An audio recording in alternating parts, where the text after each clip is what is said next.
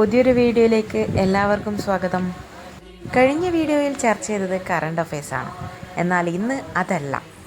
ഓരോ ദിനങ്ങൾക്കും അതിൻ്റേതായ പ്രത്യേകതകളുണ്ട്. വരാൻ പോകുന്ന ദിനങ്ങളുടെ പ്രത്യേകതകളെ ബേസ് ചെയ്താണ്. ശിശുദിനം എന്ന വാക്ക് കേൾക്കുമ്പോൾ തന്നെ എല്ലാവരുടെയും മനസ്സിൽ തെളിയുന്ന മുഖം സ്വതന്ത്ര ഇന്ത്യയുടെ ആദ്യത്തെ പ്രധാനമന്ത്രിയായിരുന്ന ജവഹർലാൽ നെഹ്റുവിൻ്റേതാണ്. കുട്ടികളെ ഏറെ സ്നേഹിച്ചിരുന്ന നെഹ്റുവിൻ്റെ ജന്മദിനമായ നവംബർ 14 ശിശുദിനമായി ആചരിക്കുന്നത്. നെഹ്റുവിൻ്റെ ജന്മസ്ഥലം ഏതാണ്? അലഹബാദ്, ഇന്നത്തെ പ്രയാഗ്രാജ്. ജവഹർലാൽ നെഹ്റുവിനെ കുട്ടികൾ സ്നേഹത്തോടെ വിളിച്ചിരുന്ന പേര് ചാച്ചാജി. നെഹ്റു ജനിച്ച വർഷം 1889 നവംബർ 14. ജവഹർലാൽ നെഹ്റുവിൻ്റെ മകളുടെ പേര് ഇന്ദിരാഗാന്ധി. ജവഹർലാൽ നെഹ്റു പഞ്ചവത്സര പദ്ധതി അവതരിപ്പിച്ച വർഷം 1951. ദ ഡിസ്കവറി ഓഫ് ഇന്ത്യയുടെ രചയിതാവ് ജവഹർലാൽ നെഹ്റു.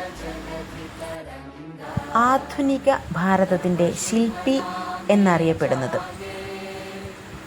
ജവഹർലാൽ നെഹ്റു. നെഹ്റു ആരംഭിച്ച പത്രം നാഷണൽ ഹെറാൾഡ്. നെഹ്റു പുരസ്കാരം ആദ്യമായി ലഭിച്ച വനിത മദർ തെരേസ. കേരള നിയമസഭയെ അഭിസംബോധന ചെയ്ത ആദ്യ ഇന്ത്യൻ പ്രധാനമന്ത്രി ജവഹർലാൽ നെഹ്റു. ജവഹർലാൽ നെഹ്റുവിൻ്റെ ചരമദിനം 1964 മെയ് 27. പദവിയിലിരിക്കെ അന്തരിച്ച ആദ്യ ഇന്ത്യൻ പ്രധാനമന്ത്രി ജവഹർലാൽ നെഹ്റു. നെഹ്റുവിൻ്റെ അന്ത്യവിശ്രമ സ്ഥാനം ശാന്തിവനം. तव शुभ आशीष मांगे, गाहे तव जय गाथा.